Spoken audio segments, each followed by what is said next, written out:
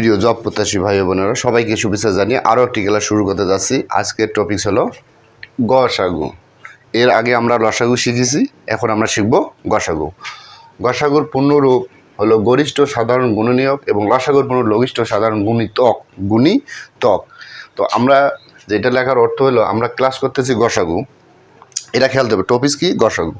তো অধিকাংশ স্টুডেন্ট যেটা ভুল করে যে গুণনীয়ক হবে নাকি গুণিতক হবে, গুণনীয়ক হবে নাকি গুণিতক হবে।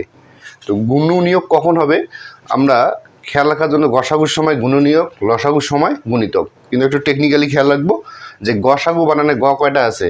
2টা। গুণনীয়ক বানানে ন আছে 2টা।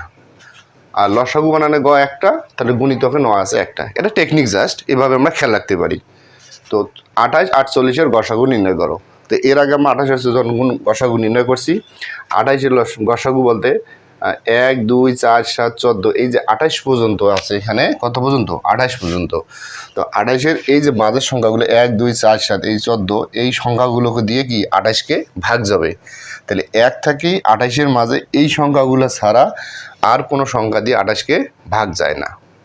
আরেকটা জিনিস খেয়াল রাখবেন যে 28-এর গসাগু যদি বের করি তাহলে 28 যদি প্রথমে থাকে এবং শেষেও 28 থাকতে হবে, 28-এর উপরে আর যাবে না। 48 শুরুতে আছে এবং 48 শেষে আছে, এবং 48-এর মাঝের যে সংখ্যাগুলো আমি লিখছি এই সংখ্যাগুলো ছাড়া 48-কে অন্য কোনো সংখ্যা দিয়ে আর ভাগ যাবে না।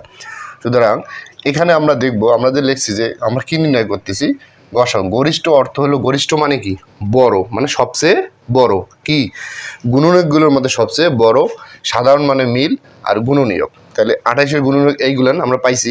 তো এখানে আমরা মিলের মধ্যে দেখতেছি এখানে 2 আর 2 একটা মিল আছে। আর মিল কোথায় আছে? আমরা দেখতে পাচ্ছি এই যে 4। কোথায় মিল আছে? 4। তো এখানে লাগছে যে গরিষ্ঠ মানে কি? সবচেয়ে বড়। তাহলে 2-এর চেয়ে 4 বড়, এবং 4টা দেখা লাগবে 2 জায়গায় থাকতে হবে। 28-এর গুণনীয়কগুলো আছে, 48-এর গুণনীয়কে 4 আছে। তার বাকি সব এইখানে আর কোথাও মিল নাই। শুধু মিলের মধ্যে 2-এর ঘরে 2 2 মিল আছে, 4 4 মিল আছে। প্রশ্নই বলা আছে যে গরিষ্ঠ মানে কি? সবচেয়ে বড়, এবং সাধারণ মানে মিল। তাহলে গুণনীয়কগুলোর মধ্যে মিল কোথায়? 4-এর কাছে। তাহলে 28 আর 48-এর গসাগু হবে 4। তো এভাবে আমরা লসাগু গসাগু অঙ্ক এর আগে করে আসছি। তো এটা ছিল অনেক আগে আমরা যখন এইভাবে করতাম উৎপাদকের সাহায্যে। তো অনেক সময় পরীক্ষায় দেখা যায় আমরা উৎপাদকের সাহায্যে যে গসাগুলো বের করি সেগুলো অনেক সময় সাপেক্ষে, কি অনেক সময় লাগে, যার কারণে অনেকে আমরা একটু ফাস্ট হতে হবে। একটু ভাগ প্রক্রিয়া যদি আমরা করি, যে আমার ছিল কি ভাগ প্রক্রিয়া, কি প্রক্রিয়ায়? ভাগ প্রক্রিয়ায় আমরা করি ওই গসাগুটা। আমার প্রশ্নটা কী ছিল? 28 48। তা 28-কে যদি আমি 48 দিয়ে ভাগ দেই তাহলে 28-কে কত হবে? 28 0 2, কত বেরোচ্ছে? 20। এটা কি ভাগশেষ?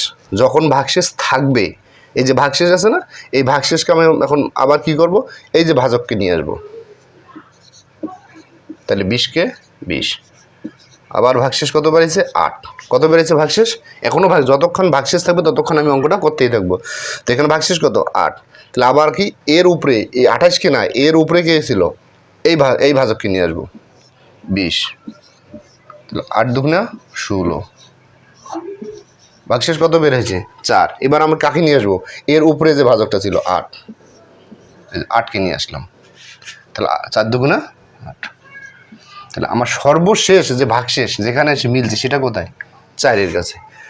তাহলে আমরা লিখতে পারি 28 এবং 48 এর কি লিখব? গসাগু 4। গসাগু কত? 4। এই 4-ই আমার সঠিক অ্যান্সার। তো আমরা আরও কিছু গসাগু দেখি যেগুলো আমাদের পরীক্ষায় ছাত্রছাত্রীদেরকে ভয় দেখানো হয়। যেমন পরীক্ষা আসে 3 4 5 এর গসাগু কত? কত দিছে? 3 4 5-এর গসাগু কত? তো গসাগুর শর্ত হলো যে আমরা দেখতেছি যে মিল থাকা লাগবে। কি থাকা লাগে? মিল। দেখো 3 একটা অঙ্ক, 4 একটা অঙ্ক, 5 একটা অঙ্ক। 3 একটা কি সংখ্যা? আমরা জানি এটা মৌলিক সংখ্যা। 4 একটা জোড় সংখ্যা, 5 একটা কি মৌলিক সংখ্যা। তা যেহেতু এদের মাঝে মিল নাই, সো এদের অ্যান্সার হবে, উত্তর হবে 1। এ ধরনের অঙ্ক আসলে মাথায় রাপ করার অঙ্ক দেখা মাত্রই বলবো যে উত্তর আমার 1। আরও ওই ধরনের অঙ্ক আছে, যেমন 0, 2, 3, এর অ্যান্সার কত হবে? আমরা দেখেই বলতে পারি যে 0 একটা সংখ্যা, 2 একটা সাথে 3, এটা কারোটার একটার সাথে একটার মিল নেই, তাহলে অ্যান্সার কত? 1। তাহলে এই অঙ্কগুলা আর খাতায় আমাকে রাপ করতে হবে না। আবার যদি এসে একটু বড় দেয়, এসে একটু বড় দিল, ধরেন 24, 36, 60 এর গসাগু নির্ণয় করো। কি করব? গসাগু নির্ণয় করব। তো এটা যদি আমরা উৎপাদকের সাহায্যে করি, যে নিয়ম আমরা শিখছিলাম সেটাতে করলে অনেক সময় লাগবে। তখন আমরা শর্টকাটে কী করবো? ভাগ প্রক্রিয়া করবো। কোন প্রক্রিয়া? ভাগ প্রক্রিয়া। তাহলে প্রথমটা দিয়ে পরেরটা ভাগ দেবো। 24 দিয়ে আমি ভাগ দিলাম, সত্যি কত হলো? 24কে 24 ভাগ করলে কত হচ্ছে? 12। আবার 24কে ভাগ দিই, 12 দুগুণে 24। তাহলে আমার কি এখানে ভাগশেষ আছে? না। তাহলে আমার শেষ কোথা ছিল? এই যে ভাগশেষটা 12, 12তে এসে মিলে গেছে। তাহলে আমার এখন কি 12? আমার কিন্তু আরও একটা বাকি আছে। কি বাকি আছে? 60। এই যে 12 দিয়ে 60কে ভাগ দেবো, তাহলে 5, 12, 60 এসে 12তে এখানে কোনো ভাগশেষ আছে? না। তাহলে আমার এইটা হলো অ্যান্সার। তাহলে দেখেন 24, 36 এবং 60 এর গসাগু কত? 12। এটা হলো আমার সঠিক অ্যান্সার। তো গসাগু নির্ণয়ের সময় একটা জিনিস খেয়াল রাখবেন সবাই, যেটা যে গসাগুর মধ্যে দেখবে ছোটো সংখ্যা কোনটা? এখানে 24, 36, 60। আর গসাগুর উত্তরগুলন সব সময় হবে কোনটা? যেটা সবচেয়ে ছোট সংখ্যা থাকবে, হয় ওই সংখ্যাটা অথবা তার চেয়ে ছোট। এটা কিন্তু খেয়াল রাখতে হবে। কত?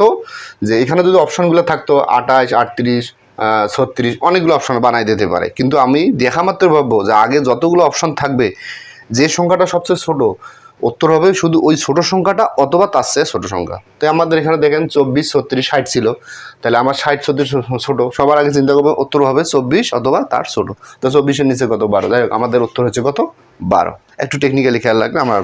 তো আমাদের পরবর্তী ক্লাসগুলোতে লসাগু গসাগু কখন হয়, কখন গসাগু করব, কখন লসাগু করব, আরও বিস্তারিত বিষয়ে পরবর্তী পার্টে বিস্তারিত দেওয়া থাকবে। সেই পর্যন্ত সবাই ভালো থাকবেন। আল্লাহ হাফেজ।